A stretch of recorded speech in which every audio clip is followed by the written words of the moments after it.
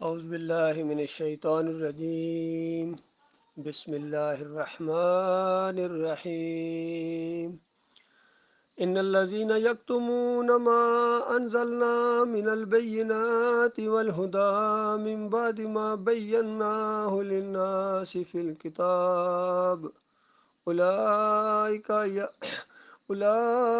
يلعنهم الله ويلعنهم اللائنون إلا الذين تابوا وأصلحوا وبينوا فأولئك أتوب عليهم وأنا التواب الرحيم۔ یہ سورہ البقرہ کا درس جاری ہے۔ اردو ترجمہ اور انتہائی مختصر تشریح۔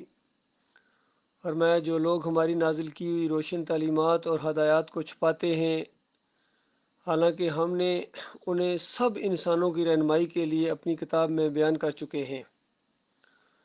یہ ایک نقطہ ہے کہ اللہ تعالیٰ نے یہ انداز اختیار کیا ہے، سارے انسانوں کو براہ راست ان کے اوپر وحی نہیں بھیجی، بلکہ انبیاء کا سلسلہ چلایا، پھر کتابیں نازل کیں، پھر غیر انبیاء میں سے بھی اہل علم کو چھانٹا اور ان کی یہ ذمہ داری لگائی کہ تم نے اب آگے لوگوں کو یہ دعوت دینی ہے، تبلیغ کرنی ہے، اللہ کی کتاب کو کھول کھول کر بیان کرنا ہے، اور اس کو چھپانا نہیں ہے بھائی، کیونکہ یہ انسانوں کی ہدایت کے لیے ہے، اور انسانوں کی ہدایت کے لیے اللہ کی طرف سے پیغام ہو اور جس کو معلوم ہو وہ اس کو چھپائے یا غلط ملت کو آپس میں مکس کر کے پیش کرے، تو آپ خود سوچئے کس قدر وہ اللہ کے غضب کا شکار ہوگا۔ یہاں اسی انداز کا یہ بیان ہے۔ فرمایا جو یہ طرز عمل اختیار کرے، بہت زور دے کے کہا گیا کہ یقین جانو کہ اللہ بھی ان پر لعنت کرتا ہے اور تمام لعنت کرنے والے بھی ان پر لعنت کرتے ہیں۔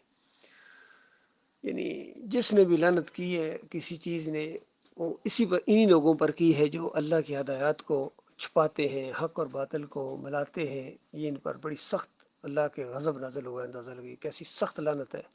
ابھی آگے جا کے پھر اسی چیز کو دوسرے الفاظ میں دہرایا گیا ہے۔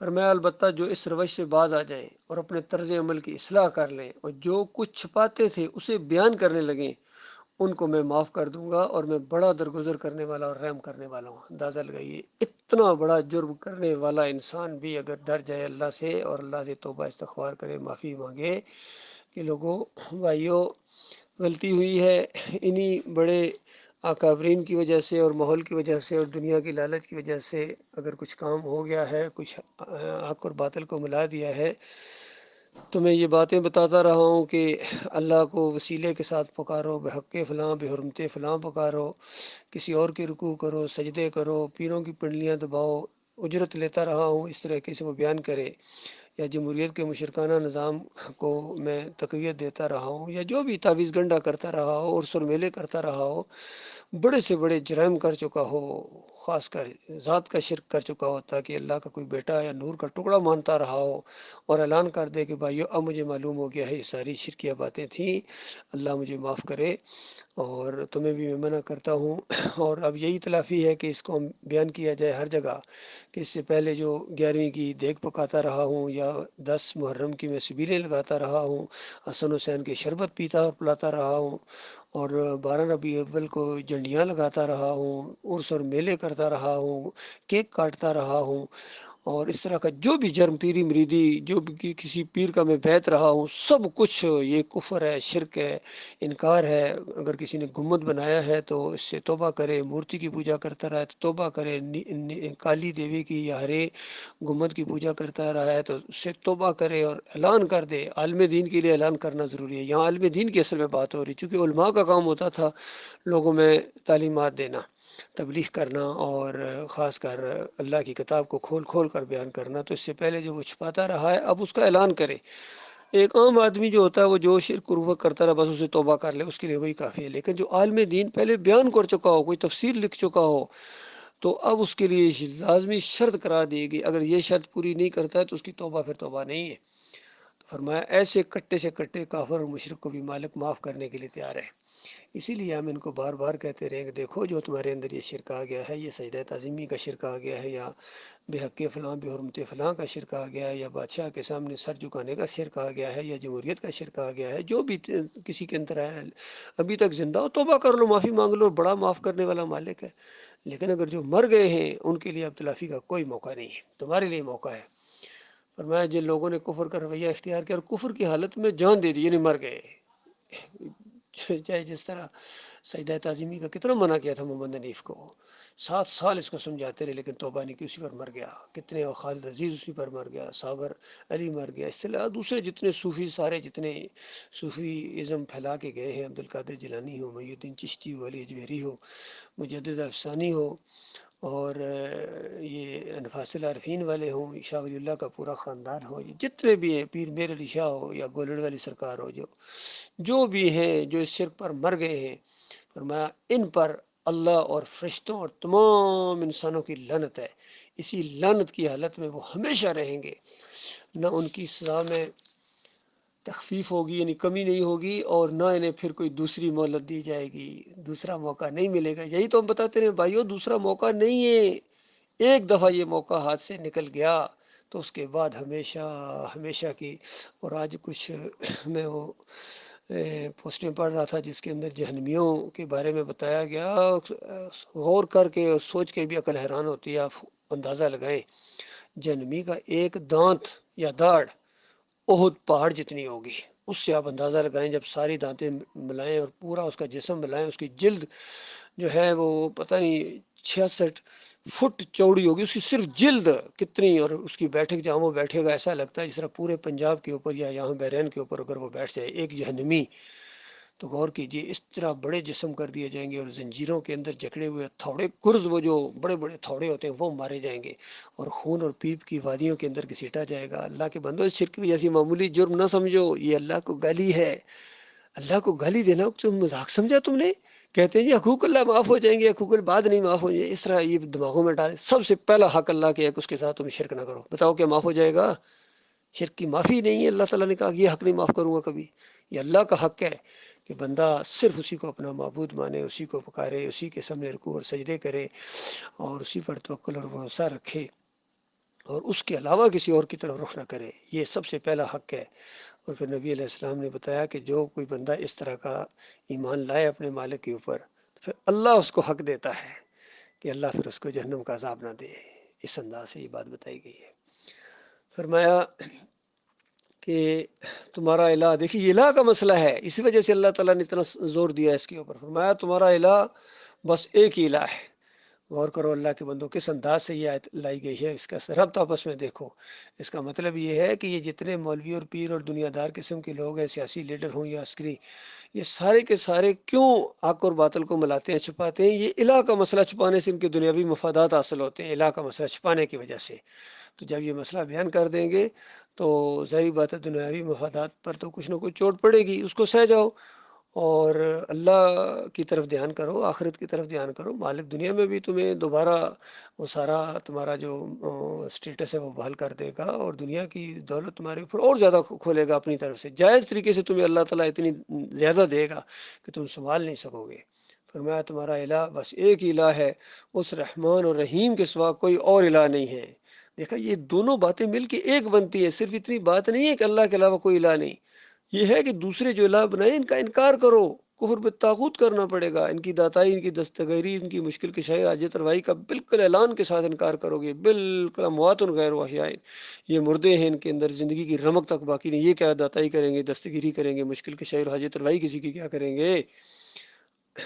فرمایا کہ اس حقیقت کو پہچاننے کے لیے اگر کوئی نشانی اور علامت درکار ہے تو جو لوگ عقل سے کام لیتے ہیں ان کے لیے آسمان اور زمین کی ساخت میں، دن اور رات کے ایک دوسرے کے بعد آنے میں، اور ان کشتیوں میں جو انسانوں کے نفع کے لیے دریاؤں اور سمندروں میں چلتی پھرتی ہیں، بارش کے اس پانی میں جسے اوپر سے برساتا ہے اللہ تعالیٰ، پھر اس کے ذریعے سے زمین کو زندگی بخشتا ہے، اور اپنے اسی انتظام کی بدولت زمین میں ہر قسم کی جاندار مخلوق کو پھیلاتا ہے ہواؤں کی گردش میں، اور ان بادلوں میں جو آسمان اور زمین کے درمیان تابع فرما کر بنا رکھے گئے بے شمار نشانیاں ہیں۔ یہ ساری نشانیاں، ہر طرف اللہ کی اتنی نشانیاں ہیں کہ عقل حیران ہے۔ اللہ تعالیٰ نے اپنی توحید کی نشانیاں، یہ سب توحید کی نشانیاں ہیں، صوفیوں نے الٹا مانی لیا، انہوں نے کہا اللہ کہ یہ سب کچھ اللہ ہی ہے، لا موجود الا اللہ.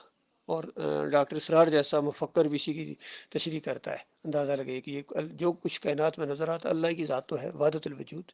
اس طرح ان کی مت ماری گی سرفروں کی. فرمایا کچھ لوگ یعنی ایسے بدبخت ہیں کہ اتنی نشانیاں ہونے کے باوجود، دیکھنے کے باوجود، سننے کے باوجود وہ اللہ کے سوا دوسروں کو اس کا ہمسر اور مد مقابل ٹھہراتے ہیں. مد مقابل اندازہ لگاؤ، مسجدوں تک کے اندر آ کے انہوں نے لکھا ہوتا ہے ایک طرف یا اللہ اور بالکل مقابلے میں یا رسول اللہ، کوئی یا علی مدد لکھتا ہے، کوئی یا رسول مدد لکھتا ہے. ایک طرف بیت اللہ بناتے ہیں، بالکل مقابلے میں گمت بنا دیتے ہیں. مطلب کس طرح ہر جگہ انہوں نے مقابلہ کیا جائے، نماز کے اوپر بھی دائیں طرف بیت اللہ، بائیں طرف گمت. تو یہ گمت ان کے دماغوں کے اندر چلا گیا، جس طرح بنی اسرائیل کے مشرکین کے اندر وہ گائے چلی گئی تھی، بچڑا چلا گیا تھا، نکل نہیں رہا تھا. اور میں ان کے ساتھ ایسی محبت کرتے ہیں جس طرح کی محبت اللہ تعالیٰ سے کرنی چاہیے. اگر موجودہ دور میں اس کی آپ مثال دیکھنا چاہتے ہیں تو یہ خادم حسین رضوی نے نبی علیہ السلام کے ساتھ جس طریقے سے محبت کا اظہار کیا ہے، یہ وہ والی محبت ہے جو اللہ کے مقابلے میں کی جاتی ہے. باقی وہ نبی کی حیثیت سے جو محبت ہے وہ تو اللہ کی وجہ سے کی جاتی ہے، جس طرح صحابہ کرام نے کی تھی، وہ والی محبت اس طریقے سے ہے. لیکن یہ طاہر القادری کی محبت، طارق جمیل کی محبت اور تقی عثمانی کی محبت یا یہ خادم حسین رضوی کی محبت، یہ خالص مشرکانہ محبت ہے. یہ محبت جو ہے شرک ہے. جس طرح عیسائیوں نے محبت کی، اپنے انبیاء سے بیٹے بنا دیے، انہوں نے نور کے ٹکڑے بنا دیے. تو یہ محبت نہیں ہے، یہ دشمنی ہے اپنے ساتھ بھی اور انبیاء کے ساتھ بھی. فرمایا ان کے ساتھ ایسی محبت کرتے ہیں جیسی محبت اور گرویدگی اللہ کے ساتھ ہونی چاہیے. حالانکہ ایمان رکھنے والے لوگ سب سے بڑھ کر اللہ کو محبوب رکھتے ہیں. دیکھا ہے، فرمایا والذین آمنوا اشد حب للہ. اشد حب للہ کس سے ہے؟ اپنے مالک سے ہے. اللہ کے ساتھ اس محبت میں کوئی شریک نہیں ہے. اور ہمارے جو شاعر مشرق علامہ اقبال صاحب حکیم الامت فرماتے ہیں قوت قلب و جگر گردد نبی، از خدا محبوب تر گردد نبی. کہ جگر کی قوت کی بن جاتا ہے نبی جب اللہ سے زیادہ پیارا ہو جائے، اللہ سے زیادہ محبوب ہو جائے. اندازہ لگائیے، اس طرح مشرکانہ شعر ہے یہ. یا کہ ملومت ہے، ایک دوسرے کی ملومت ہے. اشرف علی تھانوی صاحب وہ کہتے ہیں کہ اللہ کے بندوں کو نبی کا بندہ کہا جا سکتا ہے. اندازہ لگائیے، سب سرفروں نے اس طرح اس امت کو شرک کی گولیاں دی ہیں اور اللہ کا مقابلہ کیا ہے انہوں نے. ان کا پوسٹ مارٹم جب میں کرتا ہوں تو اس کے بعد کہتے ہیں کسی کو نہیں چھوڑتا ہے، کسی کو نہیں چھوڑتا ہے. میں چھوڑوں گا کیوں چھوڑوں گا؟ میرے مالک کے ساتھ انہوں نے آنکھ ملائی ہے، میرے رب کو پیچھے کر کے اپنی بات بنوائی ہے. پوری دنیا کو آج زمین کے اوپر ان کو مشرک بنا دیا. اللہ ماشاء اللہ، بہت کم لوگ ایمان خالص کے اوپر رہ گئے اس دین کے اوپر جو انبیاء کا دین تھا. اور آخری نبی محمد صلی اللہ علیہ وآلہ وسلم نے جس کی خاطر ماریں کھائیں، دیس نکالا دیا گیا اور اپنے پیروں کو خون میں لت پت دیکھا، اور اس کے بعد اسی ایمان عقیدے کی وجہ سے جنگیں لڑی ہیں، تکلیفیں اٹھائی ہیں. اب اس نبی کا نام لے کے یہ دنیا کما رہے ہیں، نماز پڑھانے کے پیسے، اذان دینے کے پیسے، مدرسے چلا رہے ہیں، کفر و شرک بھی پھیلا رہے ہیں اور پھر پیسے بھی لے رہے ہیں. اس کے اندازہ دوہرا جرم کر رہے ہیں. یہ کچھ ہونے والا اللہ کے بندوں، ان کے ساتھ بڑا کمر توڑ معاملہ کیا جائے گا. فرمایا کاش جو کچھ عذاب کو سامنے دیکھ کر انہیں سوجنے والا ہے. یعنی ابھی تو یہ کہہ رہے ہیں نا، فضل الرحمان سے کسی نے پوچھا ذریعہ معاش کیا ہے، کہتا ہے کہ اللہ کا بڑا فضل ہے، اللہ کا بڑا فضل ہے. یہی طاہر القادری کہتا ہے، سارے کہتے ہیں اللہ کا بڑا فضل ہے. دین کو ذریعہ معاش میں ہے اور کہتے ہیں اللہ کا بڑا فضل ہے. اور اعلان کے ساتھ خادم رضوی کہتے تھے یہ سب کچھ جو کچھ میں نے دین سے کمایا ہے، اندازہ لگاؤ، اور اللہ کا بڑا فضل ہے. ان کو پتہ چلے گا. فرمایا آج کاش ان کو وہ بات پتہ چل جائے جب اللہ کا عذاب دے کر ان ظالموں کو جو کچھ سوجنے والا ہے، کاش ان کو آج سوج جائے، آج ان کو یہ احساس ہو جائے کہ ساری کی ساری قوتیں اور طاقتیں اور سارے اختیارات اللہ کے قبضے میں ہیں. اور یہ کہ اللہ سزا دینے میں بھی بہت سخت ہے. جب وہ سزا دے گا اس وقت کیفیت یہ ہوگی کہ وہی پیشوا اور رہنما جن کی دنیا میں پیروی کی گئی. غور کرو اللہ کے بندو، جن کے آج جھنڈے بلند کرتے ہو نا، کہتے ہو کہ میں ان کی خاطر جان قربان کر دوں گا. کوئی کہتا ہے نواز شریف کی خاطر جان قربان کرو، کوئی کہتا ہے عمران خان کی جان بھی حاضر ہے، کوئی کہتا ہے فضل الرحمان کے لیے ہماری جان حاضر ہے، کوئی کہتا ہے اس دیوبندیت کے لیے ہماری جان حاضر ہے، کوئی بریلویت کے لیے، اور کوئی اہل حدیثیت کے لیے جان حاضر کر کے بلکہ جان دے کے چلے گئے. اس طرح صبح میں نے ایک کلپ ڈالا تھا ان کا، علامہ احسان الہی ظہیر صاحب کا، اسی تقریر میں کہہ رہے ہیں کہ ہم جان دے دیں گے اور ساتھ ہی شرک کر رہے ہیں کہ کہتے ہیں میں تو مدینے والے کے سامنے جھکتا ہوں، میں کسی اور کے سامنے نہیں جھکتا. اس طرح شرک ان کے دماغوں کے اندر ہے، ان کے خونوں کے اندر، ان کے رگوں کے پٹھوں کے اندر شرک چلا گیا. یہ موقع موقع سے باہر آ جاتا ہے. تو فرمایا جب وہ سزا دے گا تو اس وقت کیفیت یہ ہوگی کہ وہی پیشوا اور رہنما جن کی دنیا میں پیروی کی گئی تھی اپنے پیروں سے بے تلکی ظاہر کریں گے مگر سزا پا کے رہیں گے۔ آج کہتے ہیں نا کہ محمد حنیف کے نقش قدم پر چلنے کی توفیق عطا فرما۔ اللہ سے دعائیں مانگتے ہیں شرک اور کفر پھیلانے والے اس طاغوت کے نقش قدم پر چلنے کے لیے دعائیں مانگتے ہیں۔ کل ان کے ساتھ یہ دیکھو کیا رویہ اختیار کریں گے، ان پر لعنتیں بھیجیں گے اور کہیں گے کہ یا اللہ ان کو بالکل ان سے بے تلکی کا اظہار کرتے ہیں مگر سزا سے نہیں بچ سکیں گے۔ آج ان سے بے تلکی کرو اگر جو زندہ ہو تو، باقی جو مر گئے انہی کے ساتھ وابستگی کرتے ہیں وہ گئے مرے گئے، اور ان کے سارے اسباب و وسائل کا سلسلہ کٹ جائے گا۔ اور وہ لوگ جو دنیا میں ان کی پیروی کرتے تھے کہیں گے کہ کاش ہم کو ایک موقع پھر دیا جاتا، تو جس طرح آج یہ ہم سے بیزاری ظاہر کر رہے ہیں ہم ان سے بیزار ہو کر دکھاتے۔ غور کیا کچھ حضرت صاحب آج ہم کیوں ان سے بیزار ہیں؟ کیونکہ اس سے زیادہ تم بیزاری کا اعلان کرنے کے لیے وہاں اللہ سے فریاد کرو گے یا اللہ ایک دفعہ دنیا میں بھیج، ہم ان سے بیزاری اور تلخی کا اظہار کریں گے، لیکن وہ موقع نہیں آئے گا۔ آج موقع ہے، آج موقع ان سے بیزاری کا اعلان کرو۔ یوں اللہ ان لوگوں کے وہ اعمال جو یہ دنیا میں کر رہے ہیں ان کے سامنے اس طرح لائے گا کہ یہ حسرتوں اور پشیمانیوں کے ساتھ ہاتھ ملتے رہیں گے مگر آگ سے نکلنے کی کوئی راہ نہ پائیں گے۔ یہ کچھ ہونے والا ہے اللہ کے بندوں، کیسا بیان ہے یہ قرآن کا۔ اردو کے اندر تو اتنا زور بندہ یعنی بیان نہیں کر سکتا جو زور عربی کے اندر ہے۔ اسی وجہ سے مکہ کے اندر کھلبلی مچی تھی اور نبی علیہ السلام کو وہاں رہنے نہیں دیا جاتا تھا۔ وہ بکر صدیق اور عمر بن خطاب جیسے آدمی وہاں نہیں رہ سکتے ہیں، باقی ہر چیز رہ سکتی ہے، لیکن یہ ایمان الہکم الہ واحد کی دعوت دینے والے، توحید کی دعوت دینے والے، رد شرک کرنے والے، کفر بالطاغوت کرنے والے، جو صحیح معنوں میں انسانیت کے خیرخواہ گزرے ہیں، ان کے ساتھ قوموں نے بڑی سختی کے ساتھ معاملات کیے۔ کبھی پاگل کہتے تھے، کبھی دیوانہ کہتے تھے، کبھی بہت بڑا بیوقوف کہتے تھے، کہتے تھے ان بیوقوفوں کی طرح ایمان لائیں۔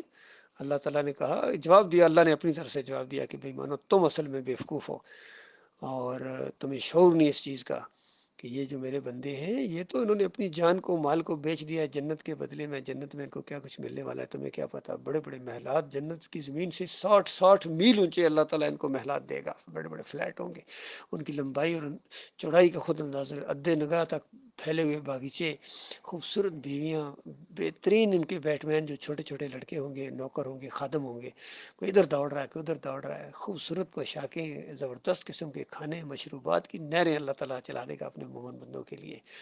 آج چند دن کی زندگی اللہ کے بندوں، آخرت کی بازی کھیلو اور اس جوانی کو عمر کر لو۔ اللہ تعالیٰ اس کی توفیق عطا فرمائے۔ جو کہا ہے جو سنا ہے مالک اس سے زیادہ عمل کرنے کی توفیق عطا فرمائے، اور قول و فعل کے تضاد سے مالک اپنی پناہ میں رکھے۔ مالک مخلص و باصلاحیت لوگوں کو ہمارا ساتھی بنائے، کیونکہ یہ جماعت بڑی مضبوط بنیادوں کے اوپر یہ قائم ہو گئی ہے۔ کفر و شرک کے خلاف جنازہ اٹھے گا۔ یہی وہ جماعت ہے جو پوری دنیا میں انشاءاللہ غلبہ پکڑے گی۔ اس میں رائی کے دانے کے برابر بھی شک نہیں ہے، بلکہ شک کرنے والا بھی ایمان سے خالی ہے۔ اللہ تعالیٰ غور و فکر کرنے کی توفیق عطا فرمائے۔